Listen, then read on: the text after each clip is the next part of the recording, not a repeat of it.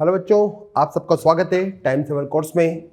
बच्चों आज हम पढ़ने वाले हैं P block element, P block तत्व की हम बात करेंगे। यहाँ पर पी ब्लॉक में हमने वर्ग संख्या 13, 14, 15, 16, 17, 18 सबको शामिल किया है।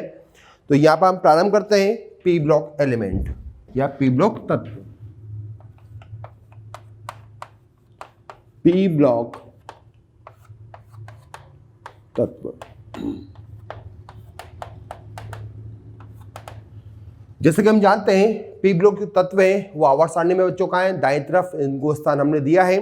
साथ ही हम बच्चों बात करें, यहाँ पर हमारे पास में 13 से लेकर 18 वर्ग शामिल किए गए हैं और यहाँ पर आज हम प्रारंभ करेंगे वर्ग संख्या 13 के तत्व और उनके यौगिक के निर्माण की विधि और उनके रासायनिक विधियों का अध्ययन करने वाले हैं। तो बच्चों हमने नोट किया यहाँ पर नंबर 1 पर फर्स्ट पर है वर्ग संख्या group number 13, group number 13। Okay बच्चों, ग्रुप नंबर 13 मतलब बोरॉन परिवार जिसे हम कहते हैं। इसके तत्वों की हम बात करें तो इनके तत्वों का सामान्य विन्यास होता है बाह्यतम कक्ष का NH2NP1। ओके, NH2NP1 मतलब बाह्यतम कक्ष में हमें यहाँ पर 3 इलेक्ट्रॉन दिखाई देने वाले हैं। और इनके जो तत्व हैं, सामान्यतः जो तत्व होते हैं वो कौन कौन से होते हैं, हमने यहाँ पर नोट किया। Boron, aluminium, gallium, indium, thallium और 113 परमाणु क्रमांक संख्या वाला तत्व यहाँ पर शामिल होता है। बच्चों यहाँ पर हमें बोरोन परिवार के सदस्यों के यौगिक का निर्माण विधि और उनके गुणों का अध्ययन करना है। तो यहाँ पर हम सबसे पहले प्रारंभ करें बोरोन से बनने वाले यौगिक का। ठीक है, तो बोरोन से बनने वाले यौगिक में सबसे पहले हम लेते हैं यहाँ पर बोरेन्स।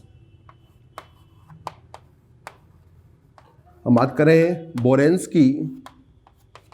बोरेन्स का मीनिंग क्या हुआ? बोरेन्स का मीनिंग होता है बोरोन हाइड्रोजन से निर्मित यौगिक, से निर्मित यौगिक की हम यहाँ पर बात करेंगे। ओके, तो देखिए बोरेन्स बोरोन और हाइड्रोजन से बनने वाले यौगिक हैं।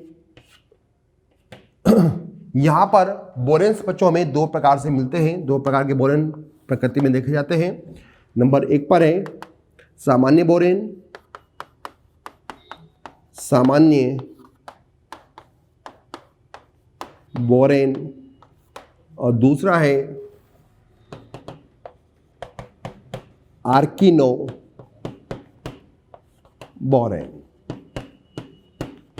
यहां पर आपको इनके सूत्र याद रखने हैं और सूत्र के अनुसार यहां पर बोरेन बनाना आपको यहां पर आना चाहिए। तो देखिए यहां पर बोरेन की बात करें, सामान्य बोरेन का जो सूत्र हुआ वो हुआ BnHn+4, इसका सामान्य सूत्र हुआ। और आर्किनो बोरेन का जो सामान्य सूत्र हुआ वो हुआ BnHn+6, इसको हम लिख सकते हैं। यदि यहाँ पर हम n का मान, यदि हम यहाँ पर n का मान कम से कम 2 रखें तो यहाँ पर हमें निम्न बोरेन प्राप्त होंगे। ठीक है, तो हमने नोट किया कि यदि यहाँ पर n का मान हमने रखा 2 तो बनेगा यहाँ पर क्या, B2S6। नाम क्या होगा इसका? नाम मिलेगा इसका डाई बोरेन से हम कहेंगे। या आप n बराबर 3 रखेंगे तो ये होगा B3H7। नाम क्या होगा इसका? Try borane.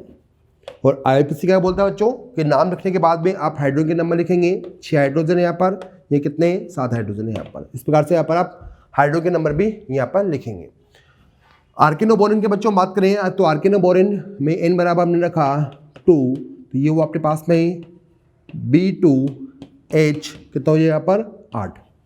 नाम क्या होगा इसका? नाम होगा इसका डाई बोरेन 8। नेक्स्ट n बराबर कितना रखेंगे यहाँ पर? हम 3 रखेंगे। ये हुआ B3H और कितना होंगे? 6 3 9, क्योंकि आपके पास में ट्राई बोरेन हो गया कितना? 9। तो ये हुआ बोरेन के सामान्य सूत्र। यहाँ पर हम अध्ययन करेंगे पूर्ण रूप से किसका? डाइबोरेन का। तो यहाँ पे लिखते हैं हम हमारा टॉपिक डाइबोरेन। डाइबोरेन तो डाइबोरेन का जैसा सूत्र हमने लिखा वो होता है B2A6। सबसे पहले हमें इसकी संरचना के बारे में ध्यान रखना है। तो जो संरचना के बारे में ध्यान दें तो यहाँ पर बोरोन ये मैं एक तल बना रहा हूँ, इसको बोलते हैं क्षैतिज तल।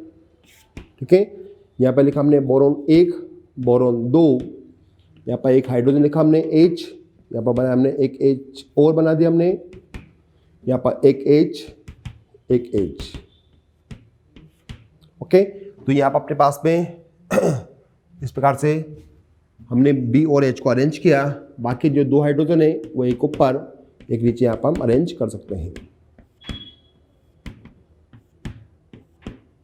ये बनाया बच्चों हमने यहाँ पर डाइबोरेन का चित्र हमने यहाँ पर बना दिया है। यहाँ पर ध्यान दीजिएगा कि यहाँ पर जो रेड वाले बंध हमने बना रखे हैं, लाल वाले जो बंध हैं, ये बच्चों कौन सा है, ये ब्रिज बॉन्ड है जो हम केमिकल बॉन्डिंग में पहले भी पढ़ चुके हैं। तो ये सेतु बंध होते हैं। तो यहाँ पर हमें कुछ पॉइंट यहाँ पर याद रखना होता है। नंबर ए पर जैसे कि यहाँ पर क्या है, H B H कौन सा, सेतु बंध। सेतु बंध कितने हैं, 2 होते हैं। कितने होते हैं बच्चों यहाँ पर सेतु बंध, 2 होते हैं। नेक्स्ट पे आते हैं, सेतु बंध कितने हैं, 2 हैं। यहाँ पर बच्चों इस हाइड्रोजन को हम कर देते हैं B और यहाँ पर B का मीनिंग क्या हुआ, ब्रिज बॉन्ड वाली हाइड्रोजन है। ये कर दिया हमने T मतलब होता है टर्मिनल। टर्मिनल का मीनिंग हुआ हिंदी में अंतस्थ हाइड्रोजन। ठीक है, नंबर B पे याद रखेंगे कि यहाँ पर HT B प्रकार के जो बंध हैं वो कुल कितने हैं, 1 2 3 4। तो यहाँ पर हमें 4 बंध दिखाई देंगे। नेक्स्ट बच्चों यदि हम बात करें यहाँ पर C नंबर पर कि HB बॉन्ड लेंथ बंध लंबाई, बंध लंबाई की हम बात कर रहे हैं। ये बंध लंबाई यहाँ पर अधिक होती है किसकी तुलना में, HTB की तुलना में। ठीक है, तो HTB बंध छोटा होता है और यहाँ पर HB बंध लंबाई हमें अधिक मिलती है क्योंकि अंदर की तरफ इलेक्ट्रॉन का घनत्व कम है। इलेक्ट्रॉन घनत्व कम होगा तो बंध की लंबाई बढ़ती हुई हमें दिखाई देगी। क्योंकि ABCD नंबर पाते हैं बच्चों। यहाँ पर हम बंध कोण की बात करें तो यदि हम इस बंध कोण को लेते हैं θ1, यहाँ लेते हैं इसको θ2, तो यहाँ पर जो बंध कोण है θ1 वो अधिक हमें मिलेगा θ2 की तुलना में। तो θ1 यहाँ पर अधिक है θ2 की तुलना में, क्योंकि हम जानते हैं बाहर की तरफ इलेक्ट्रॉन का घनत्व अधिक है, अतः बंध युग्म में प्रतिकर्षण होगा, अतः बंध कोण का मान वहाँ पर बढ़ जाएगा। ठीक है, तो ये बच्चों वो प्रश्न हैं जो जनरली पूछे जाते हैं। इसमें हमें एक प्रश्न और शामिल करना है। ई नंबर पर आते हैं। ई नंबर पर देखिए ध्यान से, यहाँ पे हम बात करें तो यहाँ पर देखिए कि यहाँ पर क्या हो रहा है बच्चों, यहाँ पर 1 2 3 4 5 6 परमाणु ऐसे हैं जो एक ही तल में उपस्थित है। बाकी 2 हाइड्रोजन जो सेतु बंध से जुड़ी हुई है वो ऊपर नीचे अलग अलग यहाँ पर तल में उपस्थित है। तो यहाँ पर कभी कभी प्रश्न पूछता है कि अधिकतम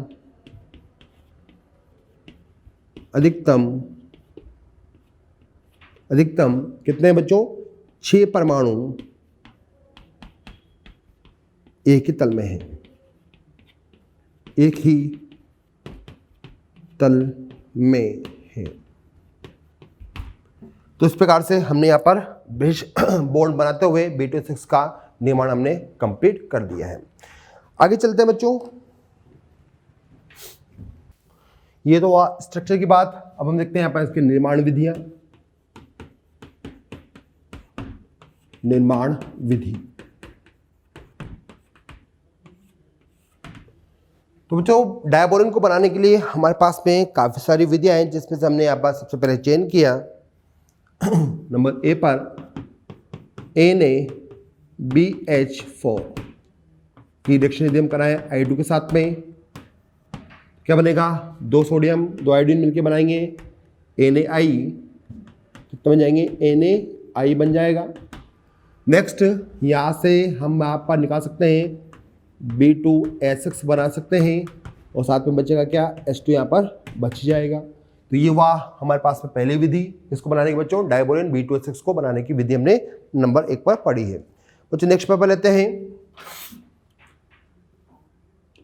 बी पर आते हैं।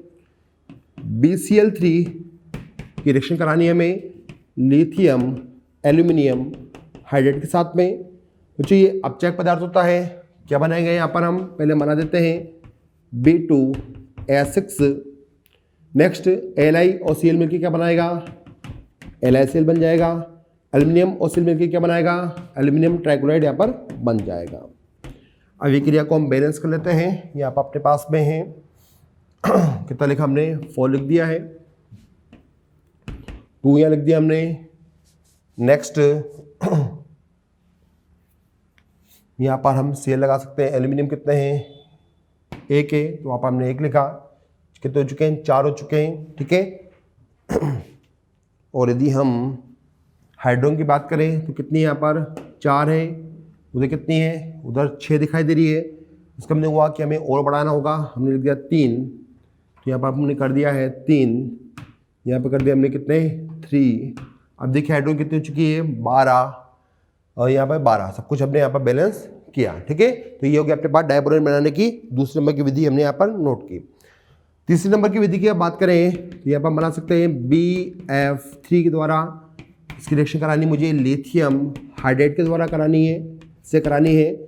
और क्या बनाना हमें बनाना है यहाँ पर B2H6। तो पहले हम B2H6 को बना देते हैं। बोरोन कितने की आवश्यकता होगी 2 की, और यहाँ पर बनेगा LiF लिथियम का फ्लोराइड। कितने बन जाएंगे 6 फ्लोराइड है, तो हमने 6 लिया। यहाँ पर बन गए हैं अपने पास में कितने 6 यहाँ पर आ जाते हैं। सब कुछ यहाँ पर बैलेंस हो चुका है। तो इस प्रकार से बच्चों हमने यहाँ पर B2H6 को बनाने की कुछ विधियों का अध्ययन किया। ये काफ़ी इंपॉर्टेंट विधियाँ है, इनका आप ध्यान रखेंगे बच्चों। यहाँ पर अब आते हैं हम यहाँ पर इसके गुणधर्म की बात करें, रासायनिक गुणधर्म की बात करते हैं। तो यहाँ पर देखिए महत्वपूर्ण अभिक्रिया की सबसे पहले हम बात करेंगे बच्चों। यहाँ पर सबसे पहले हम देखते हैं इसकी महत्वपूर्ण अभिक्रिया। और महत्वपूर्ण अभिक्रिया कौन सी है बच्चों, यहाँ पर डायबोरेन का विदलन, ठीक है। डायबोरेन का विदलन हम देखने वाले हैं। नंबर ए पर आते हैं। यदि आपने बच्चों यहाँ पर लिया है अमोनिया को या RNH2 को या R2NH को, ठीक है। अमोनिया है, RNH2 है, R2NH है। यहाँ पर इनसे हम क्रिया कराते हैं से या के साथ। ये 3 यौगिक हमें ऐसे दिखाई दे रहे हैं। यदि इनके साथ आप डायबोरेन की अभिक्रिया कराएंगे तो वहाँ पर क्या होगा बच्चों, वहाँ पर होगा कौन सा, वहाँ पर होगा विषमांगी प्रकार का विदलन हमें दिखाई देगा। तो नोट किया हमने यहाँ पर कौन सा होगा, यहाँ पर विषमांगी विदलन हमें दिखाई देता है। देखिए किस प्रकार से विदलन होगा। यदि हमने यहाँ पर ड्रॉ किया डायबोरेन को,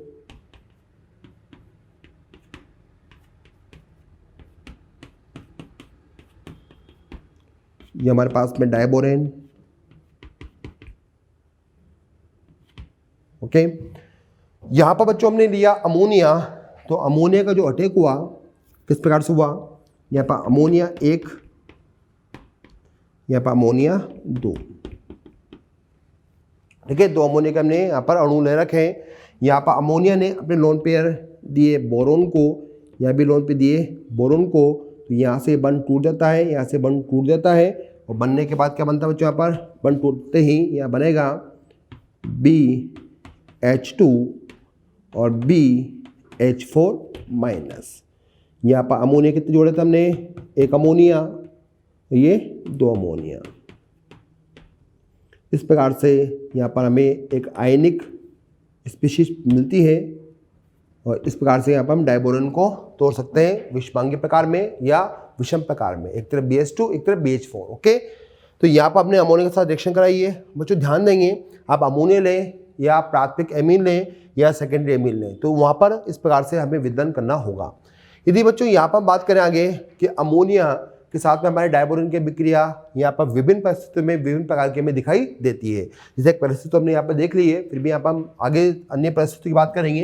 हमने नोट किया अमोनिया के साथ अमोनिया के साथ। कंडीशन देखिए नंबर 1 पर आते हैं।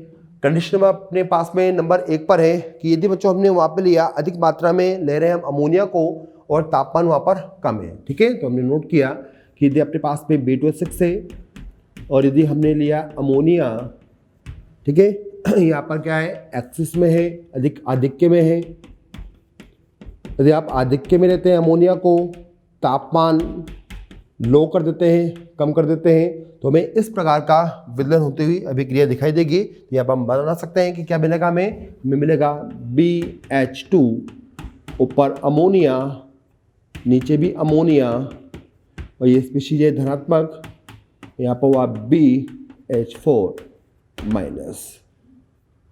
ओके, ये हमें यहाँ पर इस प्रकार से बनता हुआ दिखाई देगा। ये हुआ कंडीशन नंबर 1 की हमने बात करी है। कंडीशन नंबर 1 के बाद में कंडीशन नंबर 2 पे एंट्री करते हैं। ये हुआ B2H6, फिर से लिया हमने यहाँ पर वापस लिया बच्चों क्या अमोनिया लिया, ठीक है। इस बार हमने तापमान क्या किया, तापमान हमने कर दिया हाई,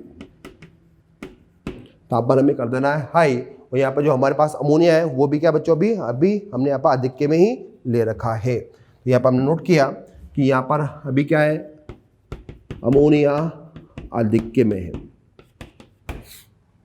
ओके, यदि हम अमोनिया को आधिक्य में लेंगे तो यहाँ पे क्या बनता है बच्चों, यहाँ पर बनता है बोरोन का नाइट्रेट बनता है, BN बनता है, ये एक पॉलीमर है, बाकी यहाँ पर हाइड्रोजन गैस निकल जाती है बच्चों। BN यहाँ पर होता है बोरोन नाइट्रेट, इसको लिख सकते हैं यहाँ पर हम BN क्या है, ये बहुलक है, इसको बोलते हैं हम क्या बोरोन नाइट्राइड। ओके, और ये होगा अपने पास में बहुलक बोरोन नाइट्राइड। दूसरी बात करें तो इसको एक नाम हमने और दिया है, इसको बोलते हैं बच्चों अकार्बनिक,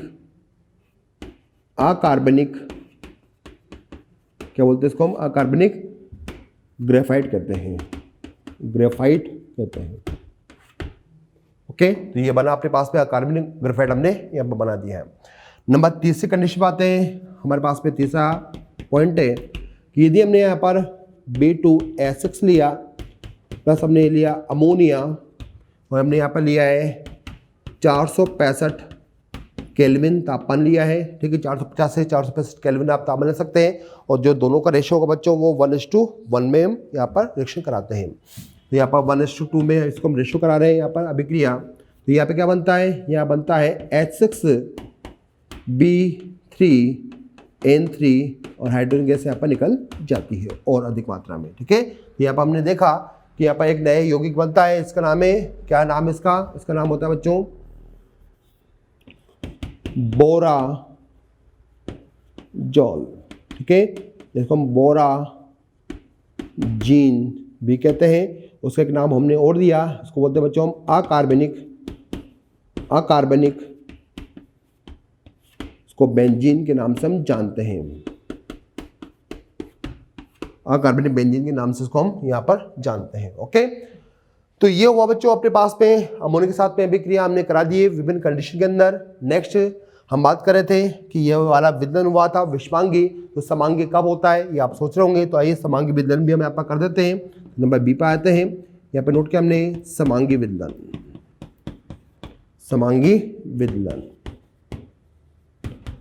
और समांगी विदलन के लिए हमें यहाँ पर चाहिए प्रबल क्षार की आवश्यकता होती है। यहाँ पर हम एग्जाम्पल ले सकते हैं जैसे कि COPF3 या R3N आदि।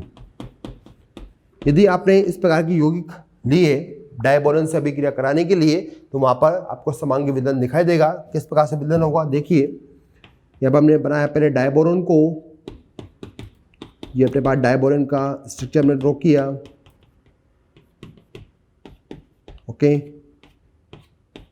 और यहाँ पर हमने अभिक्रिया करा दी है R3N के साथ में। R3N का लोन पेयर इधर और R3N का लोन पेयर इधर अटैक करेगा। दोनों तरफ यदि अटैक होता है तो यहाँ से बंध टूटा, और हमारा जो डायबोरन है वो दो समान भागों में बढ़ जाएगा। फाइनली क्या बनेगा, फाइनली अपने पास बनेगा दो मॉलिक्यूल किसके, R3N BH3 के। इस प्रकार से बच्चों डायबोरेन यहाँ पर समांगी विदलन प्रदर्शन करता है। तो याद रखेंगे ये वो आपके पास में समांगी विदलन की अभिक्रिया है डायबोरेन की। डायबोरेन के बाद में अगला बोरॉन का यौगिक जो होगा वो होगा अपने पास में बोरिक अम्ल।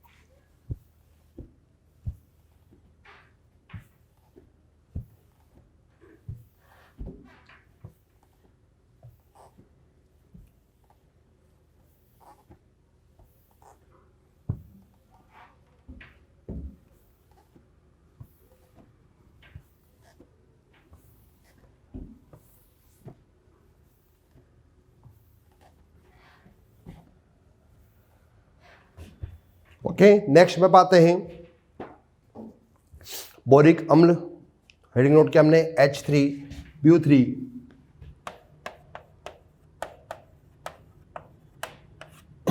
इसको हम ऑर्थो बोरिक एसिड के नाम से भी जानते हैं।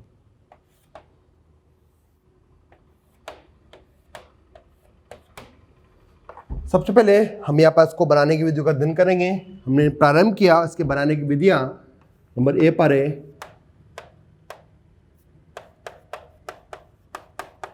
निर्माण विधि की हम बात कर रहे हैं।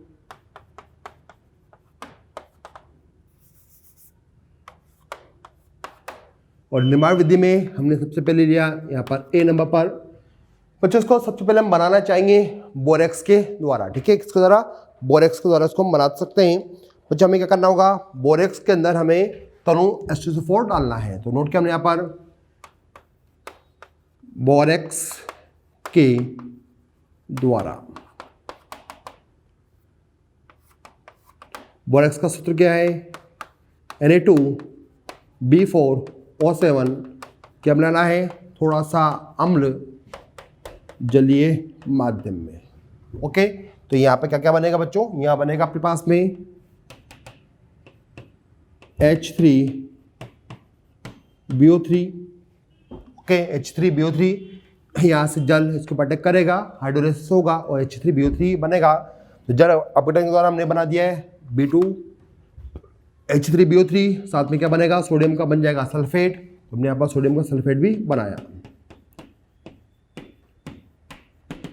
ठीक है, हमें मुख्य रूप से क्या बनाना था? यहाँ पर बनाना था हमें बोरेक्स को। अभिक्रिया को आप चाहें तो यहाँ पर बैलेंस कर सकते हैं। यहाँ पर लिख दिया हमने 5। कितने चुके हाइड्रोजन? हो चुकी है 10, 2 12। तो यहाँ पर कर सकते हैं हम कितनी? 6। सोडियम चेक कर लीजिएगा कितना है। सोडियम यहाँ पर 2 है, उधर भी 2 है। सल्फेट कितना है? इधर 2 है, 1 है, उधर भी हमें 1 दिखाई दे रहा है। तो यहाँ पर अभिक्रिया को यदि हमने चेक किया तो बोरोन शायद हमें डिस्टर्ब यहाँ पर दिखाई दे रहा है। अच्छा, 18 हो चुके हैं क्या? यहाँ पर हाइड्रोजन 18 चुके हैं, 4 लिख दीजिएगा। बोरोन कितने हैं? 4। सब कुछ हमें बैलेंस होता हुआ दिखाई दे रहा है। नंबर बी पर आते हैं। बी पे हम बना सकते हैं बाई BCl3। ठीक है, बाई BCl3। बच्चों यदि हम BCl3 का कर देंगे हाइड्रोलाइसिस तो हमें यहाँ पर बोरिक अम्ल आसानी से प्राप्त होगा। BCl3 है, हमें यहाँ पर जल का अटैक कराना होगा। यहाँ पर 3 जल के अणु अटैक करेंगे। यहाँ पर H3BO3 बनेगा प्लस HCl यहाँ पर मुक्त हो जाएगा। तो इस प्रकार से हम यहाँ पर बोरिक अम्ल को बना सकते हैं। बच्चों बोरिक अम्ल को बनाने के बाद में हम इसके गुणधर्म के बारे में अध्ययन करें। गुणधर्म पर आते हैं।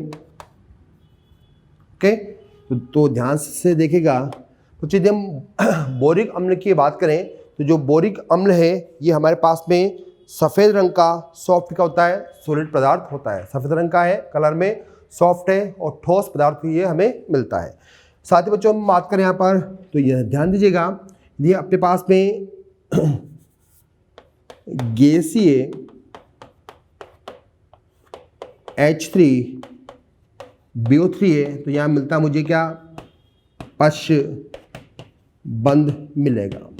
ठीक है, गैसीय अवस्था में यदि आपके पास में बोरिक अम्ल है तो आप यहाँ पर बना सकते हैं इस प्रकार से इसका चित्र।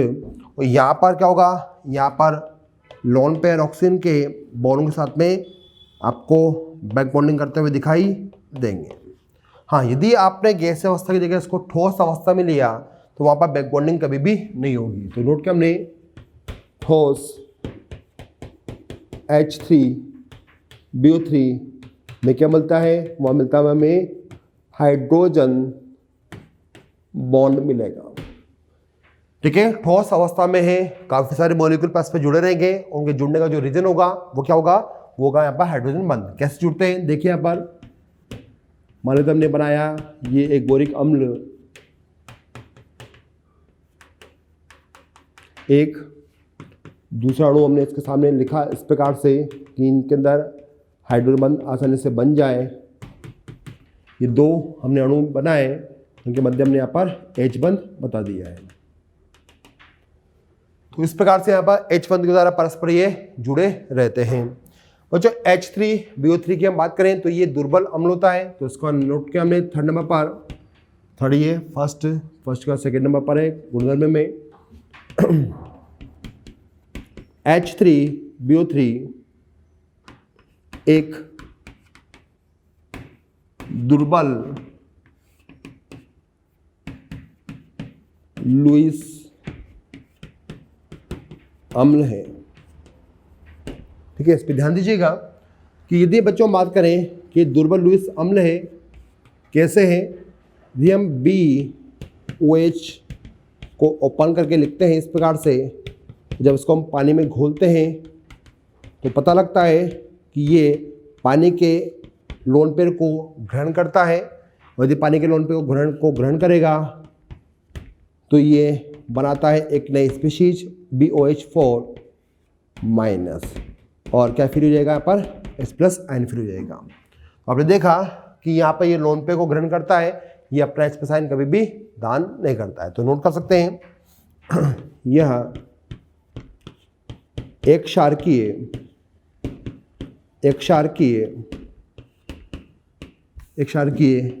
दुर्बल लुईस अम्ल है। ठीक है, एक क्षारकीय लुईस अम्ल होता है क्योंकि जल के लोन पेयर को आसानी से ग्रहण कर सकता है, खुद अपना H+ आयन कभी भी त्यागता नहीं है। बच्चों यदि अम्लीय है तो किस रिएक्शन करेगा, तो ये क्षार NOH के साथ अभिक्रिया कर सकता है। कैसे करेगा देखिए, यहाँ पर हमने नोट किया कि हम जब यहाँ पर इस अम्ल के अंदर मिला देते हैं क्षार को, तो ये क्षार के OH को ग्रहण करेगा और बनाता है क्या, ये बनाएगा अपने पास में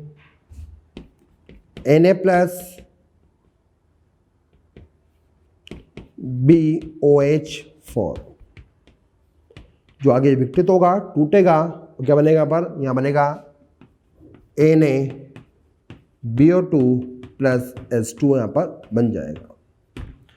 तो फाइनली क्या बना बच्चों, ये क्षार से अभिक्रिया करके बनाता है सोडियम मेटाबोलेट का निर्माण कर देता है। तो ये बना अपने पास में सोडियम मेटाबोलेट। ओके, नेक्स्ट एक अभिक्रिया इसकी काफी इंपोर्टेंट है बच्चों, ताप का प्रभाव। तो हमने यहाँ पर ताप का प्रभाव नोट किया, नंबर 3 नंबर पर होगी ये, है ना, 1 2 3, तीसरे नंबर पर लिख सकते हैं ताप का प्रभाव। तो देखिए जब इसको हम गर्म करते हैं तो किस प्रकार से ये अपना निम्न यौगिकों में रूपांतरण कर लेता है। नंबर फर्स्ट पर है बच्चों, जब आप इसको H3BO3 को गर्म करते हैं 100 डिग्री सेंटीग्रेड पर, तो क्या होगा, ये हमारा जो बोरिक अम्ल है इसको बोलते हैं क्या, ऑर्थो बोरिक एसिड। ये विघटित होकर टूटकर जलकणु निकालेगा और बनाएगा HBO2 प्लस H2 बना देगा। इसका नाम क्या हुआ, इसका नाम हो गया मेटाबोरिक एसिड। ठीक है, मेटाबोरिक एसिड यहां पर बनता हुआ हमें दिखाई देगा। बच्चों ए तैयार हो चुका है, अब क्या करना है, यहां पर बी नंबर पाते हैं HBO2 के 4 अणु आगे परस्पर, इसको यदि हम गर्म करें तो क्या होगा, यहाँ पर HBO2 के 4 अणु फिर से जलकाणु का निष्कर्षण करेंगे एक और यहाँ पर बनेगा H2B4O7। क्या बनाइए, ये बन गया आपके पास में टेट्रा बोरिक एसिड। ठीक है, और H4B4O7 जब बनेगा तो H2B4O7 जिसको हम आगे रेड हॉट तक गर्म करें, इसका टेम्परेचर लग देता हमें 160 है, और इसको हम रक्त तप्त होने तक गर्म करेंगे तो यहाँ से फिर से एक H2O अणु का निकलता है और बनता है फाइनली यहाँ पर B2O3 बन जाता है। तो जिसको हम गर्म करते हैं तो इस प्रकार से निम्न प्रकार से टूटता है और फाइनली क्या मिलता है हमें, यह मिलता है हमें बोरॉन ऑक्साइड हमें प्राप्त हो जाता है। ठीक है, तो ये हुआ बच्चों ताप का प्रभाव। तो ताप के प्रभाव के बाद में नेक्स्ट नंबर की अभिक्रिया पे आते हैं। नेक्स्ट नंबर की अभिक्रिया 4th नंबर, इसको दिया हमने यहाँ पर एथाइल अल्कोहल के साथ में।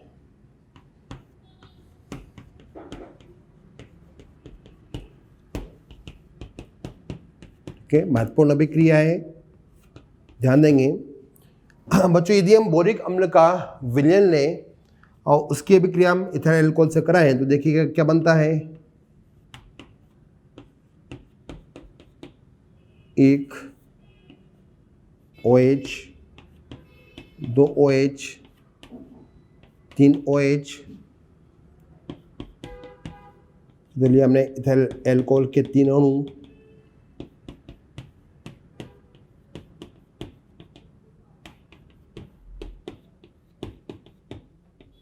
ठीक है, ये हुआ अपने पास में इथाइल अल्कोहल और यहाँ पर हो गया अपने पास बोरिक अम्ल। दोनों को यदि हम मिलाते हैं तो बच्चों क्या होता है, यहाँ पर हमें ग्रीन कलर की, हरे कलर की फ्लेम के साथ में एक यौगिक बनता हुआ दिखाई देता है। देखिए परखनीली में क्या बनता है बच्चों, परखनीली में यहाँ पर इथाइल बोरेट बनता हुआ हमें दिखाई देगा। यह बना BOC2H5 3N3H2O, इसे बोला हमने क्या, इथाइल बोरेट। कलर क्या है, ग्रीन कलर की ज्वाला है। तो यहाँ पर ग्रीन कलर की ज्वाला से ये विलयन बोरिक अम्ल का जलता हुआ दिखाई देगा, क्योंकि वहाँ पर इथाइल बोरेट का निर्माण हो जाता है। ठीक है, तो यहाँ पर बोरेट आयन का टेस्ट हुआ, इसका आप यहाँ पर ध्यान रखेंगे। इस प्रकार से बच्चों हमने यहाँ पर बोरिक अम्ल के महत्वपूर्ण अभिक्रियाओं को पूरा किया। अब हम नंबर लेते हैं यहाँ पर नेक्स्ट यौगिक का, जिसका नाम है बोरेक्स। क्या नाम होगा बच्चों यहाँ पर, बोरेक्स। अब हम पढ़ेंगे बच्चों यहाँ पर बोरेक्स के बारे में।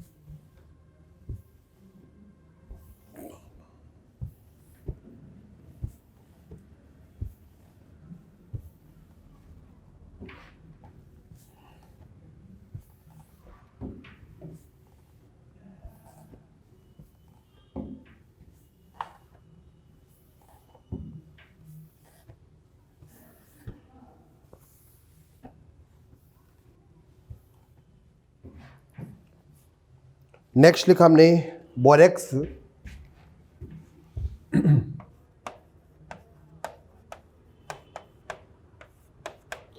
बोरेक्स का फॉर्मूला लिख देते हैं हम पहले, Na2B4O7 10H2O। ठीक है, इसका फॉर्मूले को बच्चों इस प्रकार से भी नोट कर सकते हैं, और Na2B4O5 OH4 और 8H2, आप इसको ऐसे भी लिख सकते हैं। और बच्चों बोरेक्स को हम सुहागा भी कहते हैं, कॉमन नेम इसका, सामान्य नाम है, या इसको हम टिंकल के नाम से भी जानते हैं। ओके, तो ये इसका नाम हुआ, इसका सूत्र हुआ। ये सूत्र को देखते हो जो इसका हम स्ट्रक्चर ड्रॉ करें, संरचना बनाए, तो हमें इस प्रकार से दिखाई देगा। ये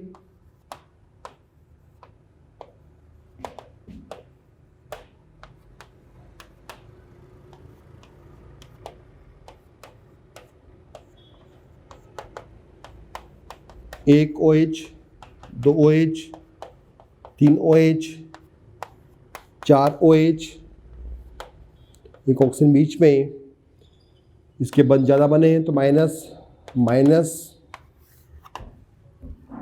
यहाँ लगाए 2 सोडियम, बाहर लिखा हमने 8H2O। तो हमने यहाँ पर बोरेक्स चित्र बनाया, देखिए ध्यान से। यहाँ पर बच्चों इस बोरोन का ऊपर जो बोरोन है, इसका जो संकरण हमें दिखाई दिया वो हुआ sp3, इसका भी कितना है sp3 है, इसका sp2 है, इसका यहाँ पर sp2 हमें संकरण दिखाई दे रहा है। ओके, तो बच्चों यहाँ पर हमने सभी के संकरण को यहाँ पर ज्ञात किया। आगे चले तो अब देखते हैं इसको बनाने की विधियाँ या निर्माण विधि।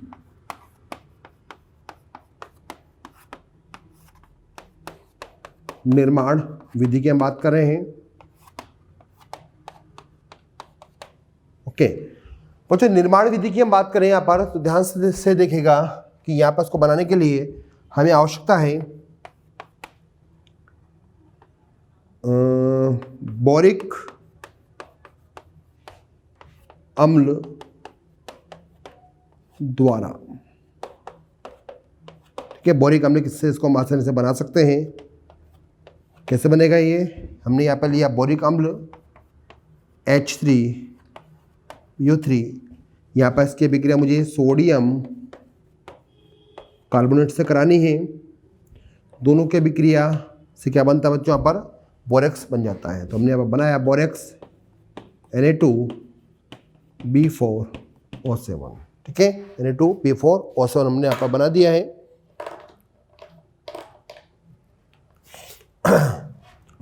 और यहाँ पर बोरोन 4 है, तो यहाँ पर भी हमने कर दिए 4। यहाँ का कार्बोनेट, यहाँ का H2 मिलके बनाते हैं कार्बनिक अम्ल, जो टूटता है पुनः H2O और CO2 के अंदर। कार्बन को देख लीजिएगा, बैलेंस है, हाइड्रोजन भी हम बैलेंस कर लेते हैं। यहाँ पर हमें दिख रही है कितने 12 12, यहाँ पर कर देते हैं हम 6। सोडियम सब कुछ बैलेंस हमें दिखाई दे रहा है। ठीक है, तो हमने यहाँ पर बोरेक्स का निर्माण किया। क्या बना, हमने यहाँ पर बोरेक्स बना दिया है। नेक्स्ट यहाँ पर जो व्यापारिक विधि है वो है बच्चों अपने पास में कॉल्यूमिनेट के द्वारा, ये इसका एस के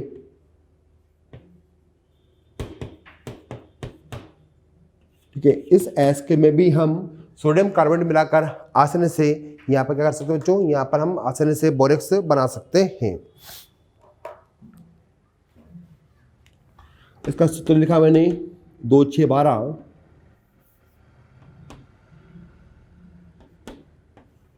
कैल्शियम 2 और ऑक्सीजन और हाइड्रोजन भी हमें यहाँ पर ऐड करनी है। बोरोन भी है अपने पास पाएगा, तो इसको बना देंगे हम सोडियम कार्बोनेट से B6O12।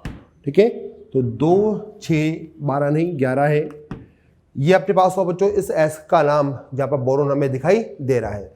इसके अंदर हमने मिला दिया है सोडियम का कार्बोनेट, और दोनों को मिला के यदि हम गर्म करते हैं तो यहाँ पर हमें मिलेगा, क्या मिलता है बच्चों, यहाँ पर बोरेक्स के साथ में ये कैल्शियम, ये कार्बोनेट, तो क्या मिला हमें CaCO3 मिलेगा, प्लस सोडियम और बोरोन मिलकर बनाएंगे सोडियम मेटाबोरेट NaBO2, और बनेगा यहाँ पर क्या, बन जाएगा यहाँ पर Na2B4O7।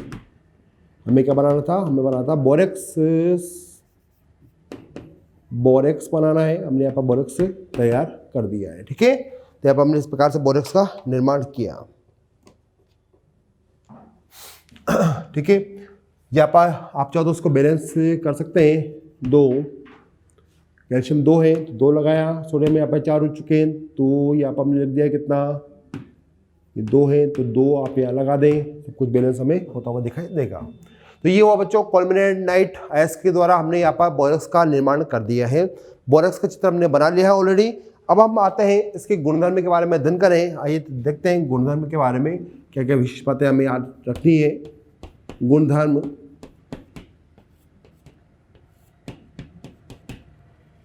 तो देखिए बच्चों बोरेक्स की हम बात करें यहाँ पर, तो बोरेक्स का सबसे पहले हम देखते हैं इसका जो नेचर है वो क्या होगा। इसकी जो प्रवृत्ति बच्चों वो होती है क्षारीय प्रवृत्ति का होता है। ठीक है, तो हमने यहाँ पर नोट किया बोरेक्स क्षारीय प्रवृत्ति का होता है।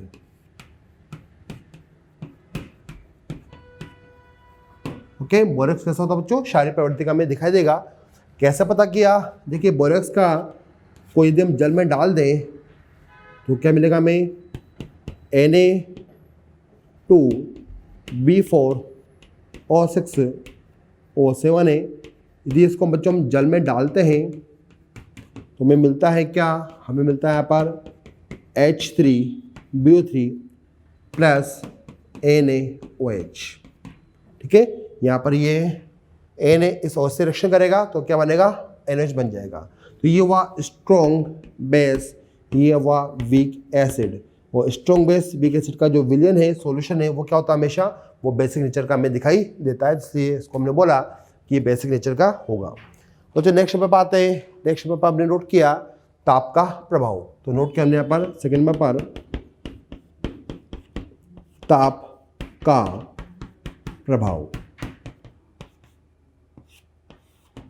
तो देखिए ताप के प्रभाव में हम बात करें, यहाँ पर हमें बोरेक्स को गर्म करना है, तो इस प्रकार से इसको हम गर्म कर सकते हैं।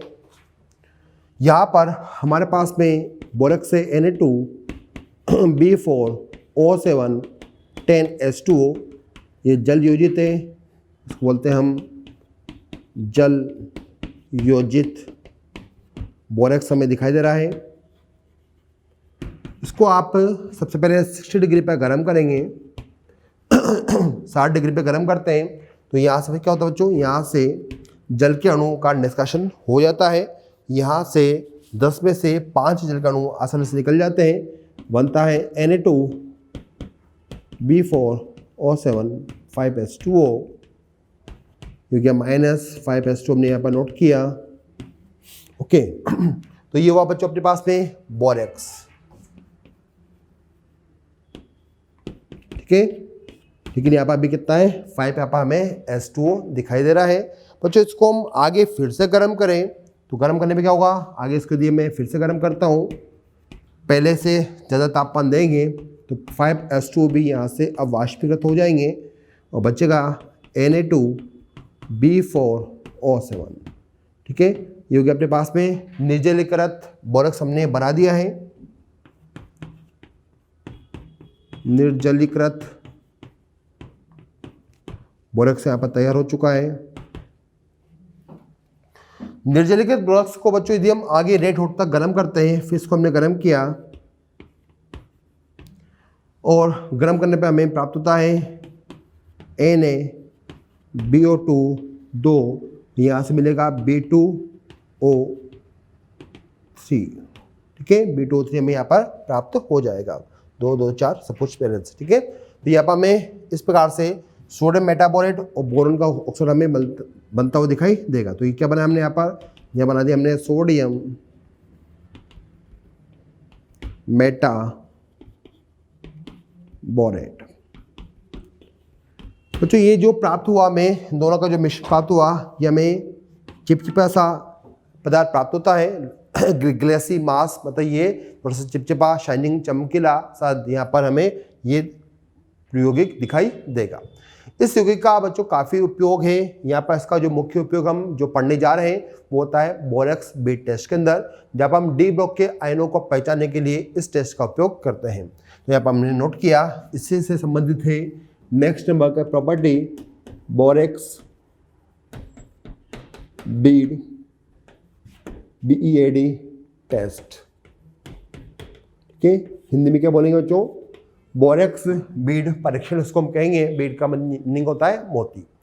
इसके लिए हम देखते हैं कि यदि हमारे पास में डी ब्लॉक के अननोन आयन है, लवण है, तो उनका हम परीक्षण यहाँ पर आसानी से ज्ञात कर सकते हैं इस टेस्ट के द्वारा। तो याद रखेंगे, यह डी ब्लॉक आयनों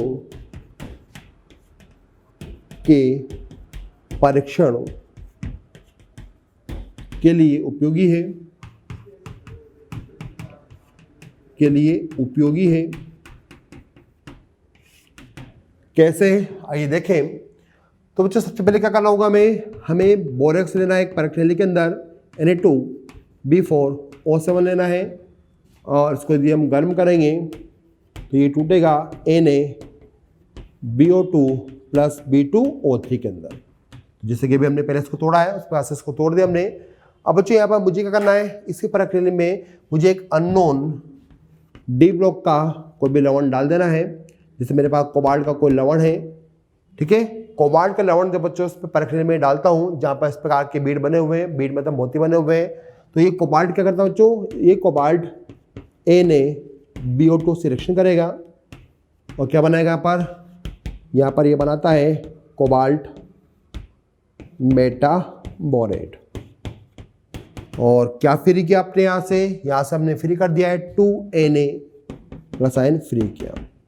बच्चों प्राप्त जो यहाँ पर यौगिक है उसका नाम होता है कोबाल्ट मेटा बोरेट।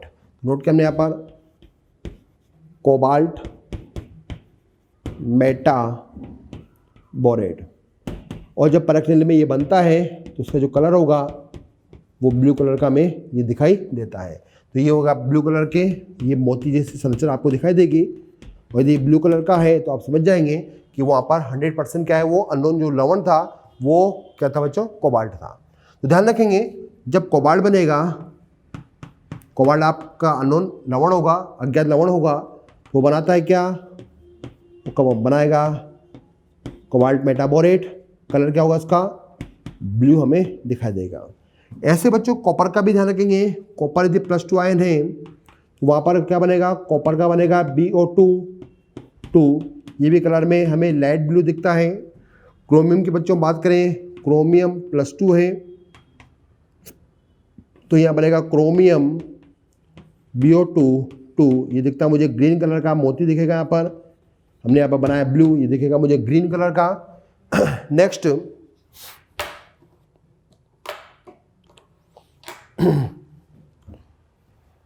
और क्या ले सकते हैं, यहाँ पर हम निकिल +2 है, निकिल +2 यहाँ पर इस प्रकार के मोती का निर्माण करेगा। निकिल मेटाबोरेट बनाता है और दिखता है ये ब्राउन कलर का। यदि आपने लिया यहाँ पर मैग्नीज तो बनेगा ये मैग्नीज का मेटाबोरेट और ये सुनहरे कलर का हमें दिखाई देगा, सुनहरा पिंक कलर हमें दिखाई देता है। ठीक है, तो यहाँ पर इस प्रकार से हम डी ब्लॉक के आयनों को पहचानने के लिए इस टेस्ट का उपयोग कर सकते हैं, इस परीक्षण का उपयोग यहाँ पर कर सकते हैं। तो इस प्रकार से हमने बोरोन के सारे यौगिक यहाँ पर फिनिश किए। यहाँ पर एक थोड़ा सा हम हल्के नजर डाल लेते हैं एल्यूमिनियम के कंपाउंड के अंदर भी, कि एल्यूमिनियम का किस प्रकार से यहाँ पर हम डिस्कशन कर पाएंगे। ऐसे ही टॉपिक हमने धातु कर्म में ऑलरेडी पढ़ा हुआ है, जिसको हम यहाँ पर संक्षिप्त में पढ़ने वाले हैं।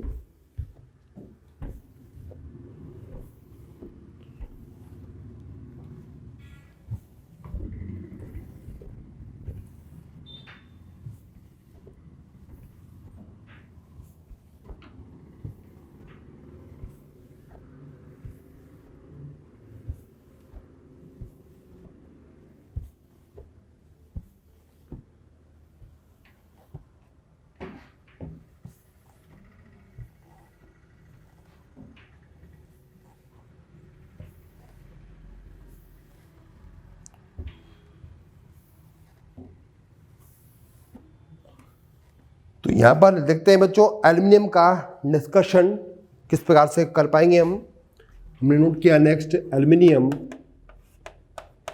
ठीक है, एल्युमिनियम का धातु कर्म वाले चैप्टर में हमने कई विधियां पढ़ी है, उनमें से हमें सिलेक्ट करना है एल्युमिनियम के निष्कर्षण के लिए। तो बच्चों हमें पता है कि एल्युमिनियम को बनाने के लिए हमारे पास में यहाँ पे जो अयस्क होता है वो होता है कौन सा, वो होता है यहाँ पर लाल बॉक्साइड और सफेद बॉक्साइड।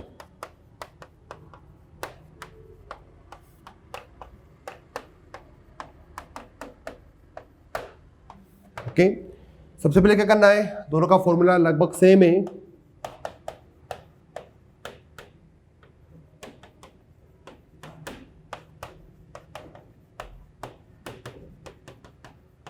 ओके, यहाँ पर जो लाल बॉक्साइड है इसमें Fe2O3 अधिक होता है अशुद्ध के रूप में, जबकि हम जानते हैं सफ़ेद में SiO2 अधिक मात्रा में आपको मिलेगा अशुद्ध के रूप में।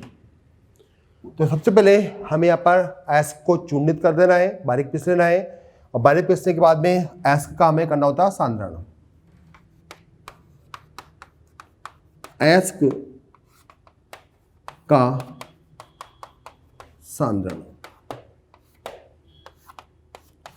तो जो अयस्क के सांद्रण के लिए हम यहाँ पर जो विधि काम लेते हैं, ये अपने पास में है लाल बॉक्साइड है, तो यहाँ पर हम काम में लेते हैं किस कौन सी विधि को, दो प्रकार की विधि काम में ली जाती है। नंबर एक पर है हॉल्स प्रोसेस, हॉल्स विधि, और दूसरी कौन सी है, बेयर विधि, बेयर्स प्रोसेस। हॉल्स विधि में जो निक्षरण अभिकर्मक है जिसको बोलते हैं लीचिंग एजेंट La, वो होता है सोडियम कार्बोनेट। यहाँ पे जो लीचिंग एजेंट होता है वो होता है क्या, NaOH। ये हमने धातु कर्म में पढ़ा है, इसलिए इसको हम संक्षिप्त में यहाँ पर देख पा रहे हैं। तो जो हमने नोट किया सेकंड नंबर पर, यदि आपके पास में सफ़ेद बॉक्साइड है, सफ़ेद बॉक्साइड आपके पास में, तो यहाँ पर हम काम में लेते हैं कौन सी विधि, सरपेक विधि को, सरपेक्स विधि हम काम में लेते हैं। ठीक है, यहाँ पे क्या करते हैं, यहाँ पर अयस्क जो है सफ़ेद बॉक्साइड, उसको हम कार्बन व N2 की उपस्थिति में गर्म करते हैं। तो ये था सांद्रण को बनाने का तरीका। इसके बाद हम देखते हैं क्या कि यहाँ पर हम अब देखते हैं इसका शुद्धिकरण, या पहले देखते हैं अपचयन। अपचयन के बच्चों यहाँ पर हम काम लेते हैं कौन सा, यहाँ पर विद्युत अपठ्य अपचयन हम काम में लेंगे। नोट किया हमने यहाँ पर विद्युत अपघटनीय अपचयन यहाँ पर हम करते हैं। ओके, और हमें यहाँ पर कैथोड पर एल्यूमिनियम +3 आयन इलेक्ट्रॉन ग्रहण करता हुआ दिखाई देगा और ये अपचयित यहाँ पर हो जाएगा।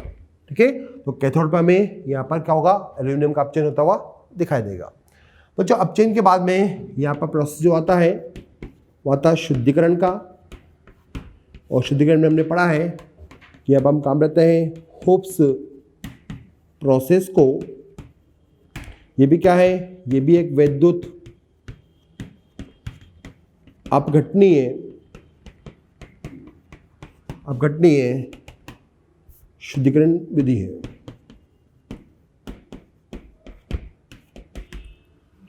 और हमें फाइनली क्या मिल जाता है, यहाँ पर एल्यूमिनियम प्राप्त हो जाता है इस विधि के द्वारा। तो जब हमने यहाँ पर पी ब्लॉक के जो बोरोन परिवार था उसके यहाँ पर हमने बोरोन के लगभग सभी यौगिक का अध्ययन किया, साथ ही हमने एल्यूमिनियम का भी डिस्कशन किया। जो पहले हम धातु कर्म में पढ़ चुके हैं उसको हमने एक बार फिर से देख लिया कि इन विधियों का यहाँ पर हम उपयोग करते हैं। ठीक है, बाकी बच्चों यदि हम बात करें यहाँ पर तो देखिए ध्यान से, बोरोन परिवार में बोरोन परिवार में boron, aluminium, gallium, indium, thallium, ये बना सकते हैं मैक्सिमम +3 +1 स्टेट, ये +3 +1 स्टेट, +3 +1 स्टेट। ठीक है, ये भी +3 बना सकता है, +1 बना सकता है, ये +3, ये +1 बना सकता है। यदि हम इन तत्वों के ऑक्सीकरण की बात करें, ऑक्सीकरण अवस्था की बात करें, तो इन सब में स्थायी होगा बोरोन का कौन सा, +3, या इसका +3 है, +3 है, +3 है। लेकिन थेलियम का क्या होता है बच्चों, यहाँ पर +1 हमें अधिक स्थायी दिखाई देता है। इसका कारण क्या है, इसका कारण है अधिक स्थायी क्यों है, ये अधिक स्थायी होने का जो कारण हमने बताया वो क्या है, अक्रिय युग्म प्रभाव। भाई अक्रिय युग्म प्रभाव किसे कहते हैं, थेलियम जो आवर्त संख्या 6 में बच्चों, थेलियम के विन्यास की हम बात करें तो उसका विन्यास होता है बाह्यतम कक्ष का 6s2 6p1। ठीक है, 6s2 6p1 हमें यहाँ पर इसका विन्यास दिखाई देता है बाह्यतम कक्ष का। और इसके पहले हमें दिखाई देंगे 5d10 4f14 के इलेक्ट्रॉन भी हमें यहाँ पर दिखाई देते हैं। तो देखिए जहाँ पर 4f14 के इलेक्ट्रॉन आते हैं, इनकी वजह से हमें मिलता है क्या, इनकी वजह से मिलता है हमें लेंथेनाइड संकुचन हमें दिखता है।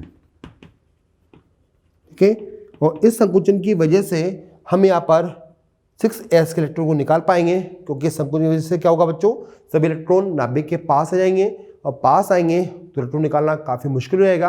अतः हम p के इलेक्ट्रॉन को निकाल कर ही चुपचाप बैठ सकते हैं। यदि हमने s के इलेक्ट्रॉन निकालने की कोशिश करी तो इलेक्ट्रॉन तो नाभिक के पास जा चुके हैं और वो फुली फिल्ड भी है, पूर्णपूरित भी है, इसलिए वहाँ से इलेक्ट्रॉन निकालना मुश्किल है। तो ध्यान रखेंगे कि इस वर्ग नंबर 13 में यदि हम ऊपर से नीचे जाते हैं, तो निम्नतम ऑक्सीडेशन स्टेट का स्थायित्व क्या होता है, यहाँ पर बढ़ने लगता है। मतलब +1 बनाने की टेंडेंसी बढ़ेगी, क्योंकि अक्रिय युग्म में प्रभाव वहाँ पर नीचे लगता है थेलियम के अंदर। साथ ही उच्चतम ऑक्सीजन स्टेट का स्थायित्व क्या होता है, यहाँ पर हमें कम होता हुआ दिखाई देता है। तो बच्चों ये कुछ पॉइंट थे जिनका हमें ध्यान रखना होता है। बाकी यौगिक के बारे में, अभिक्रियाओं के बारे में हम पूर्ण रूप से पढ़ चुके हैं, तो उन अभिक्रियाओं को आप याद रखेंगे, क्योंकि मुख्य प्रश्न उनमें से पूछे जाते हैं, जेई हो चाहे एडवांस लेवल हो। ठीक है।